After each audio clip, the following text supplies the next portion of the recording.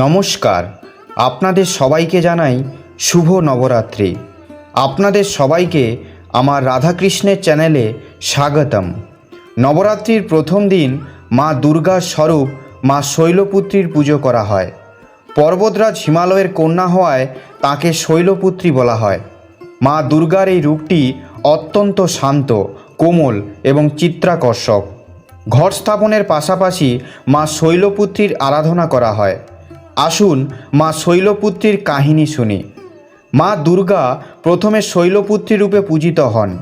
হিমালয়ের ঘরে পুত্রী হিসাবে জন্মগ্রহণ করার ফলে ওনার নাম শৈলপুত্রী। ওনার বাহন বৃষভ। দেবী ডান হাতে ত্রিশূল আর বাঁ হাতে কমল দ্বারা শোভিত। এই দেবী প্রথম দুর্গা রূপ। এই দেবীকে সতী নামেও জানা যায়। এই দেবীর একটি পৌরাণিক কাহিনী আছে।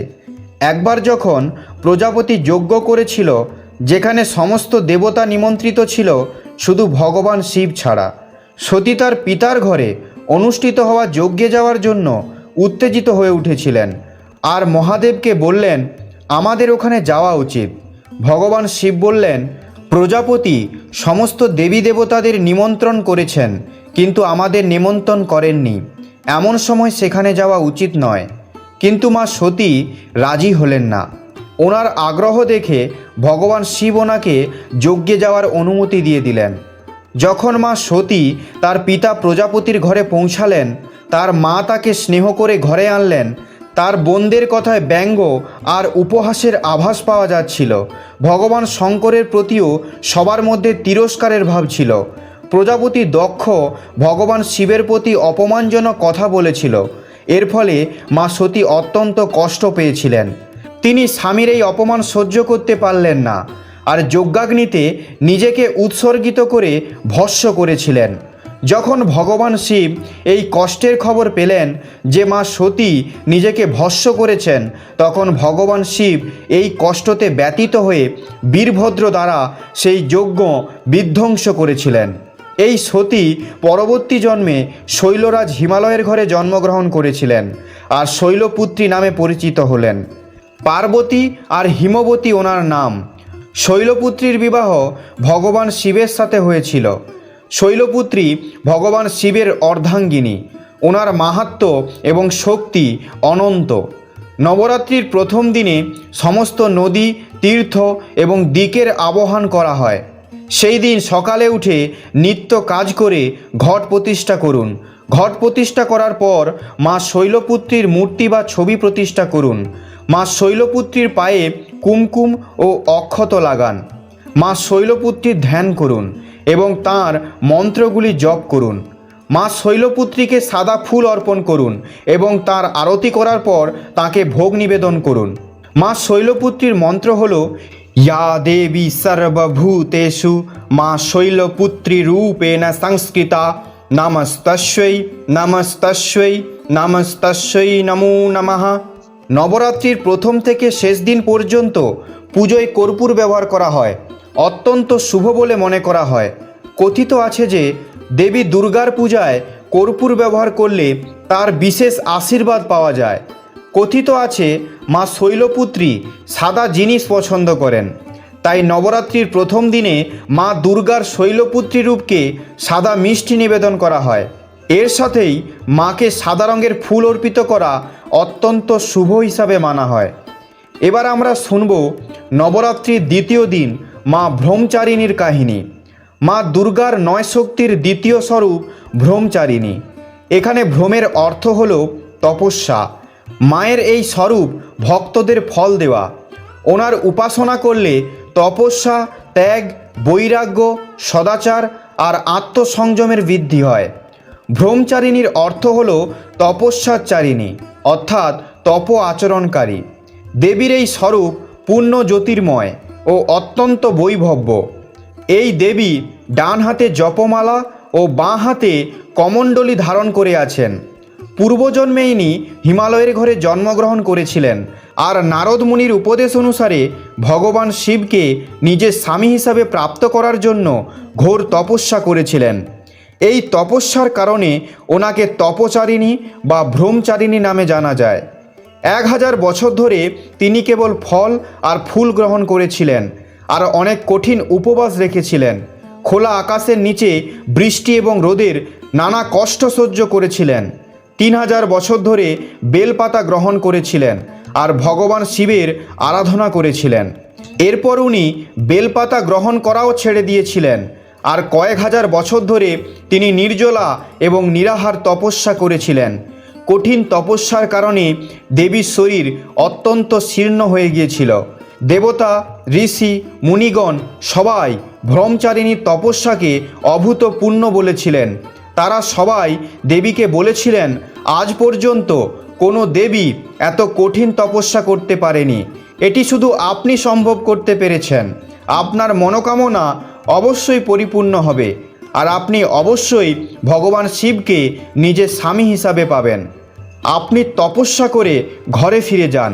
তো এটাই ছিল মাতা ব্রহ্মচারিণীর কাহিনী। মা ব্রহ্মচারিণীর কাহিনীর সারাংশ হলো, জীবনে কঠিন সময়েও আমাদের মনকে বিচলিত করা উচিত নয়। মা ব্রহ্মচারিণীর কৃপার ফলে সর্বসিদ্ধি প্রাপ্ত হয়। দুর্গাপূজার দ্বিতীয় দিনে দেবীর এই রূপেরই উপাসনা করা হয়। এই দিন সকালে উঠে নিত্য কাজ সেরে মায়ের মূর্তি বা ছবি স্থাপন করা উচিত। পুজো করার সময় মায়ের স্মরণ করা উচিত আর চেষ্টা করা উচিত সাদা বা হলুদ রঙের বস্ত্র ধারণ করেই পুজো করা। মাকে প্রসাদে পঞ্চামৃত অবশ্যই দেওয়া উচিত। পদ্ম ফুলে অর্পিত করা উচিত দুধ দিয়ে। তৈরি অন্নপ্রসাদ মাকে অর্পিত করা যেতে পারে আর কর্পূর দিয়ে মায়ের আরতি করা হয়। মানা হয় যে মা ব্রহ্মচারিণীর পুজো করার ফলে কঠিন তপস্যা পূর্ণ হয়। এছাড়াও বিদ্যা বুদ্ধি বাড়ে এবং স্মরণশক্তিরও বৃদ্ধি হয়। জীবনে অজ্ঞানতার দূর হয় আর জ্ঞানের প্রকাশ বৃদ্ধি হয়। এরপর আমরা তৃতীয় দেবী অর্থাৎ মা চন্দ্রঘণ্টার কাহিনী শুনব। মা চন্দ্রঘণ্টা দেবী দুর্গার তৃতীয় স্বরূপ। ওনার নাম চন্দ্রঘণ্টা ছাড়াও চণ্ডিকা ও রণচণ্ডী নামেও জানা হয়। মানা হয় যে মা তার ভক্তদের সাহসী এবং বীরত্ব প্রদান করেন। ওনার কৃপায় ওনার ভক্তদের শারীরিক কষ্ট, মানসিক কষ্ট, নানা সমস্যা, ভূতপ্রেত বাধা দূর হয়ে যায়। তো চলুন শোনা যাক মা চন্দ্রঘণ্টার পৌরাণিক কাহিনী। প্রাচীনকালে দেবতা এবং অসুরদের মধ্যে অনেক সময় ধরে যুদ্ধ চলছিল। সেই সময় অসুরদের রাজা মহিষাসুর ছিল এবং দেবতাদের রাজা ইন্দ্র ছিল। যুদ্ধে অসুররা বিজয়ী হয়েছিল আর বিজয়ী হওয়ার পর মহিষাসুর ইন্দ্রদেবের আসন দখল করে নিয়েছিল। মহিষাসুর ইন্দ্র, চন্দ্র, অগ্নি, বায়ু সমেত সমস্ত দেবতাদের থেকে তাদের অধিকার কেড়ে নিয়েছিল। স্বর্গ থেকে চলে আসার পর সমস্ত দেবতারা ত্রিদেব অর্থাৎ ব্রহ্মা, বিষ্ণু, মহেশ্বরের কাছে সাহায্য চাইতে গেলেন। সেখানে পৌঁছে দেবতারা অসুরদের অত্যাচার এবং তাদের সিংহাসন ও অধিকার থেকে বঞ্চিত করার কথা বলল। দেবতারা ত্রিদেবকে বলল, মহিষাসুরের অত্যাচারের ফলে স্বর্গ এবং মর্তলোকে বিচরণ করা কষ্টকর হয়ে উঠেছে। তখন ত্রিদেব ব্রহ্মা, বিষ্ণু, মহেশ্বর ক্রোধিত হয়ে গেল। ক্রোধিত হওয়ার ফলে ওনাদের মুখ থেকে একটি ঊর্জা নির্গত হলো। সেই ঊর্জা দেবতাগণদের শরীর থেকে উৎপন্ন ঊর্জার সঙ্গে মিলিত হয়ে 10 দিক থেকে ছড়িয়ে পড়তে লাগলো। তখনই সেখানে একটি কন্যা উৎপন্ন হলো। তখন ভগবান শঙ্কর দেবীকে নিজের ত্রিশূল দিলেন। ভগবান বিষ্ণু ওনাকে সুদর্শন চক্র দিলেন। এইভাবে সমস্ত দেবতারা মাকে নানা অস্ত্রশস্ত্র দিয়ে সাজিয়ে দিলেন। দেবরাজ ইন্দ্র মাকে নিজের বজ্র এবং ঐরাবত হাতি দিলেন। সূর্যদেব মাতাকে তার তেজ, তলোয়ার এবং বাহনের জন্য সিংহ দিলেন। দেবী চন্দ্রঘণ্টা সমস্ত অস্ত্রশস্ত্র নিয়ে মহিষাসুরকে বধ করার জন্য যুদ্ধক্ষেত্রে উপস্থিত হলেন। মায়ের এই বিশাল রূপ দেখে মহিষাসুর ভয়ে কেঁপে উঠল। তখন মহিষাসুর তার সৈন্যদের মা চন্দ্রঘণ্টার ওপর আক্রমণ করতে বলল। মহিষাসুরের বিশাল সেনা মায়ের কোপে মুহূর্তের মধ্যে বিনাশ হয়ে গেল। মা চন্দ্রঘণ্টা অসুরদের বিনাশ করার জন্য ধনুক হাতে তুললেন। এরকমভাবেই মায়ের বাহন সিংহ গর্জন করতে লাগলো। তারপর মা তার ঘণ্টা দিয়ে সেই শব্দ আরও বাড়িয়ে দিল, যার ফলে ধনুকের টঙ্কার, সিংহের গর্জন এবং ঘণ্টার ধ্বনিতে সম্পূর্ণ দিক ভরে গেল। এরপর দেবী দৈত্যদের সংহার করে দেবতাদের বিজয় দিলেন। এভাবেই মা চন্দ্রঘণ্টা অসুরদের বধ করলেন এবং দেবতাদের অভয় দান করলেন। নবরাত্রির তৃতীয় দিনে মা চন্দ্রঘণ্টার ভক্তি ভরে পুজো করা হয় আর ওং দেবী চন্দ্রঘণ্টায় নমঃ এই মন্ত্র জপ করুন। এরপর মা চন্দ্রঘণ্টাকে সিঁদুর, ধূপ, দীপ, ফুল অর্পিত করুন। আপনারা দেবীকে যে কোনো লাল রঙের ফুল অর্পিত করতে পারেন। এর সাথে দুধ দিয়ে তৈরি যে কোনো খাবারের ভোগ লাগাতে পারেন। আরতি করার সময় দুর্গা চল্লিশার পাঠ বা দুর্গা সহস্র নাম পাঠ করতে পারেন। এবার জানব মায়ের চতুর্থ স্বরূপ মা কুষ্মাণ্ডা সম্পর্কে। নবরাত্রির চতুর্থ দিনে মা কুষ্মাণ্ডার পুজো করা হয়। মা কুষ্মাণ্ডাকে ব্রহ্মাণ্ড সৃষ্টিকারী মানা হয় যে যখন সৃষ্টির উৎপত্তি হয়নি, চারিদিকে অন্ধকার ছিল, তখন এই দেবী নিজের হাসিতে ব্রহ্মাণ্ড রচনা করেছিলেন। এই জন্য ওনাকে সৃষ্টির আদিস্বরূপা বা আদিশক্তি বলা হয়। তিনি হাসির দ্বারা অর্থাৎ ব্রহ্মাণ্ড উৎপন্ন করার কারণে ওনাকে কুষ্মাণ্ডা নামে ডাকা হয়। মায়ের 8টি বাহু রয়েছে। তিনি অষ্টভুজা নামেও পরিচিত, যার অর্থ 8 হাত বিশিষ্ট দেবী। তাঁর 7 হাতে যথাক্রমে কমণ্ডল, ধনুক, তীর, পদ্মফুল, অমৃত ভরা কলস, চক্র এবং গদা ধারণ করা আছে এবং অষ্টম হাতে একটি জপমালা রয়েছে, যা তার ভক্তদের সমস্ত সিদ্ধি এবং সমৃদ্ধি প্রদান করেন।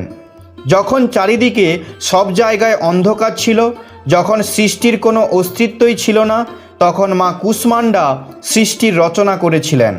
মায়ের কাছে এতই শক্তি আছে যে তিনি সূর্যের তাপের মধ্যেও থাকতে পারেন, কারণ ওনার কাছে এমন শক্তি বিদ্যমান আছে যার দ্বারা অসহনীয় গরম সহ্য করতে পারেন। তাই মা কুষ্মাণ্ডার পুজো করলেই ভক্তদের সমস্ত ধরনের শক্তি এবং ঊর্জার সঞ্চার হয়। উনি কেবল এমন মাতা যিনি সূর্যমণ্ডলের ভেতর নিবাস করেন। ওনার পুজো করে ব্যক্তি তার নিজের সমস্ত কষ্ট এবং পাপকে দূরীভূত করতে পারে। মানা হয় যে যদি কেউ দীর্ঘ সময় ধরে অসুস্থ থাকে, তখন মা কুষ্মাণ্ডার বিধিবিধান মেনে পুজো করলে সেই ব্যক্তি সুস্বাস্থ্যের অধিকারী হয়ে ওঠে। পৌরাণিক কাহিনী অনুসারে মা কুষ্মাণ্ডার অবতার দৈত্যদের সংহার করার জন্যই হয়েছিল। কুষ্মাণ্ডার অর্থ কুমড়া। মা কুষ্মাণ্ডা সিংহের ওপর বসে থাকেন। যখন ত্রিলোকে অসুরদের অত্যাচার বেড়ে গিয়েছিল, তখন তাদের শিক্ষা দেওয়ার জন্য মা কুষ্মাণ্ডা আবির্ভূত হয়েছিলেন। মা কুষ্মাণ্ডার পুজো করার জন্য ব্রহ্ম মুহূর্তে উঠে স্নান করে হলুদ রঙের বস্ত্র পরে সূর্য ভগবানকে জল অর্পিত করে ব্রত করার সংকল্প করা উচিত। সর্বপ্রথমে ঘর স্থাপিত করে পুজো করে ব্রহ্মা, বিষ্ণু, মহেশ্বর ত্রিদেবের আহ্বান করা উচিত। তারপর দেবীকে ফুল এবং মালা দেওয়া উচিত। তারপর মায়ের কাহিনী এবং আরতি সঙ্গীত শোনা উচিত। মা কুষ্মাণ্ডার পুজো করার সময় ওং কুষ্মাণ্ডায় নমঃ এই মন্ত্র জপ করুন। মায়ের আরতি করার পর প্রসাদ বিতরণ করা উচিত। ভোগে মাকে কুমড়ো দিয়ে তৈরি ভোগ এবং মালপোয়া ভোগ দেওয়া উচিত। ইয়া দেবী সর্বভূতেষু মা কুষ্মাণ্ডা রূপেণ সংস্কৃতা নমস্তস্যৈ নমস্তস্যৈ নমস্তস্যৈ নমো নমঃ। জয় মা কুষ্মাণ্ডার জয়। নবরাত্রির পঞ্চম দিনে মা দুর্গার পঞ্চম অবতার স্কন্দমাতার পুজো করা হয়। মা স্কন্দমাতার আশীর্বাদে একজন অজ্ঞান ব্যক্তিও জ্ঞানী হয়। মায়ের পুজো করলে সমস্ত মনোকামনা পূর্ণ হয় এবং শত্রুদের ওপর বিজয় প্রাপ্ত করা যায়, আর নিঃসন্তান লোকেরা সন্তান প্রাপ্ত করতে পারে। এখন যদি আপনার মনে প্রশ্ন আসে যে মা স্কন্দমাতা কে, তাহলে শুনুন, মা দুর্গার পঞ্চম স্বরূপই হল মা স্কন্দমাতা। এখন যদি আপনি এটা জানতে চান এই দেবীর কোলে কোন বালক বসে আছে, তো এর উত্তর হলো ওই বালকটি কুমার কার্তিকেয়, যার অপর নাম স্কন্দ। চারভুজধারী মা স্কন্দমাতা দেবী পার্বতীর পঞ্চম স্বরূপ। এই মা স্কন্দমাতা দেবী পার্বতীর পঞ্চম স্বরূপ।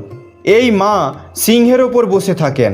ওনার দুটি হাতে পদ্মফুল আর অপর দুটি হাতে স্কন্দকুমার অর্থাৎ কুমার কার্তিকেয়কে ধরে আছেন। ভগবান কার্তিকেয়কে স্কন্দকুমার বলা হয়। স্কন্দমাতার অর্থ হল স্কন্দকুমারের মাতা। পৌরাণিক কাহিনী অনুসারে একটি তারকাসুর নামক রাক্ষস ছিল, যার অন্ত কেবলমাত্র ভগবান শিবের পুত্র কার্তিকেয় করতে পারত। তখন মা পার্বতী তার পুত্রকে যুদ্ধের জন্য শিক্ষিত করেছিলেন। যুদ্ধ শেখানোর পর স্কন্দমাতার রূপ নিয়েছিলেন। স্কন্দমাতার কাছ থেকে শেখার পর ভগবান কার্তিকেয় তারকাসুরের বধ করেছিলেন। স্কন্দমাতা হিমালয়ের পুত্রী পার্বতী। ওনাকে মাহেশ্বরী বা গৌরী নামেও জানা যায়। পর্বতরাজ হিমালয়ের পুত্রী হওয়ার কারণে ওনাকে পার্বতী বলা হয়। এছাড়াও মহাদেবের স্ত্রী হওয়ার কারণে ওনাকে মাহেশ্বরী বলা হয়। আর নিজের গৌরবর্ণের জন্য ওনাকে গৌরী বলা হয়। মাতা নিজের সন্তানকে অত্যন্ত প্রেম করেন, তাই মাকে তার পুত্রের নামে ডাকলে তিনি খুব খুশি হন। মানা হয় যে স্কন্দমাতার কাহিনী পড়লে বা শুনলে ভক্তদের মা সন্তান সুখ দেন আর সুখ সমৃদ্ধিও প্রদান করেন। মা স্কন্দমাতাকে ভোগে কলা অর্পিত করা হয়। মা হলুদ বস্ত্র পছন্দ করেন, তাই কেশর দিয়ে তৈরি ক্ষীর মাকে ভোগ দেওয়া উচিত। তাই নবরাত্রির পঞ্চম দিনে লাল বস্ত্র সিঁদুর মাকে অর্পিত করলে মহিলারা সন্তান সৌভাগ্য এবং সমৃদ্ধি প্রাপ্ত করতে পারেন। এছাড়াও 5টি বালিকাকে ক্ষীরপ্রসাদ সমেত উপহার দিলে মা ভগবতী অত্যন্ত প্রসন্ন হন। স্কন্দমাতার পুজো করার সময় এই মন্ত্র জপ করুন। ইয়া দেবী সর্বভূতেষু মা স্কন্দমাতায় রূপেণ সংস্কৃতা নমস্তস্যৈ নমস্তস্যৈ নমস্তস্যৈ নমো নমঃ। নবরাত্রির ষষ্ঠ দিনে আজ আমরা শুনব মা কাত্যায়নীর কাহিনী। এই দিন মা দুর্গার কাত্যায়নী রূপের পুজো করা হয়। মানা হয় যে মা কাত্যায়নী পুজো করলে ব্যক্তি তার সমস্ত ইন্দ্রিয় বশ করার শক্তি পায়। ধর্মশাস্ত্র অনুসারে মা কাত্যায়নী ঋষি কাত্যায়নের ঘরে পুত্রী হিসাবে জন্মগ্রহণ করেছিলেন। এই জন্য মায়ের নাম কাত্যায়নী। দেবী মায়ের এই স্বরূপ এই মহিষাসুরের বধ করেছিল, তাই মা কাত্যায়নীকে মহিষাসুর মর্দিনী নামেও জানা যায়। পৌরাণিক কাহিনী অনুসারে ঋষি কাত্যায়ন মা ভগবতীকে পুত্রী হিসাবে পাওয়ার জন্য কঠিন তপস্যা করেছিলেন। ঋষি কাত্যায়নের তপস্যায় খুশি হয়ে সাক্ষাৎ দেবী দুর্গা তাকে দর্শন দিয়েছিলেন। কাত্যায়ন ঋষি মাকে তার মনোবাঞ্ছা বললেন। তখন মা ভগবতী তাঁকে বচন দিলেন তিনি অবশ্যই তাঁর ঘরে পুত্রী হিসাবে জন্মগ্রহণ করবেন। আর যখন ত্রিলোকে মহিষাসুর নামক দৈত্যের অত্যাচার বেড়ে গিয়েছিল, তখন সমস্ত দেবী দেবতারা ত্রিদেবের কাছে সাহায্য চাইতে গেলে ত্রিদেবের শক্তি দ্বারা মা কাত্যায়নী ঋষি কাত্যায়নের ঘরে জন্মগ্রহণ করেছিলেন। মায়ের জন্মের পর ঋষি কাত্যায়ন সপ্তমী, অষ্টমী ও নবমী এই 3 দিন ভক্তি ভরে মায়ের পুজো করেছিলেন। এরপর দশমীর দিনে মা কাত্যায়নী মহিষাসুরকে বধ করে ত্রিলোককে মহিষাসুরের অত্যাচার থেকে রক্ষা করেছিলেন। মা কাত্যায়নীর শরীর সোনার মতো উজ্জ্বল। উনি সিংহের ওপর বসেন আর ওনার 4টি বাহু আছে। এক হাতে তলোয়ার এবং অন্য হাতে মায়ের অত্যন্ত প্রিয় একটি ফুল পদ্ম ধারণ করেন। তৃতীয় বাহুটি অভয়া মুদ্রায় রয়েছে, যা ভক্তদের ভয় থেকে মুক্ত হওয়ার ক্ষমতা দেয়। চতুর্থ বাহুটি বর মুদ্রায় আছে। মা কাত্যায়নীর পুজো করার জন্য ব্রহ্ম মুহূর্তে ঘুম থেকে উঠে নিত্য কাজ সেরে দেবীর ছবি বা মূর্তি স্থাপন করে এক হাতে পুষ্প ধরে মায়ের প্রণাম মন্ত্র জপ করুন। এরপরে ফুল মায়ের চরণে অর্পিত করুন। দেবীকে লাল বস্ত্র, হলুদ ফুল, ফলাদি অর্পিত করুন। মা কাত্যায়নীকে মধু দিয়ে তৈরি ভোজন ভোগ দিন। এর ফলে মা কাত্যায়নী খুব প্রসন্ন হন। এরপর দুর্গা চল্লিশা পাঠ করুন। মায়ের প্রণাম মন্ত্র জপ করুন। ওনার স্তুতি পাঠ করুন। মায়ের স্তুতি পাঠ করার জন্য ইয়া দেবী সর্বভূতেষু মা কাত্যায়নী রূপেণ সংস্কৃতা নমস্তস্যৈ নমস্তস্যৈ নমস্তস্যৈ নমো নমঃ এই মন্ত্র জপ করুন। শুদ্ধ মনে যে মায়ের পূজা অর্চনা করে তার জীবনে আসা সমস্ত বাধা বিপত্তি দূর হয়ে যায়।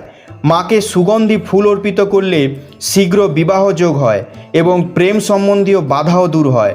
তো এটাই ছিল মা কাত্যায়নীর কাহিনী। আপনাদের এই ভিডিওটি কেমন লাগলো তা অবশ্যই কমেন্টে লিখে জানাবেন। আর আমাদের চ্যানেল রাধাকৃষ্ণকে সাবস্ক্রাইব করে দেবেন। আপনারা সবাই ভালো থাকবেন, সুস্থ থাকবেন। আপনাদের পুজো খুব ভালো কাটুক। ধন্যবাদ।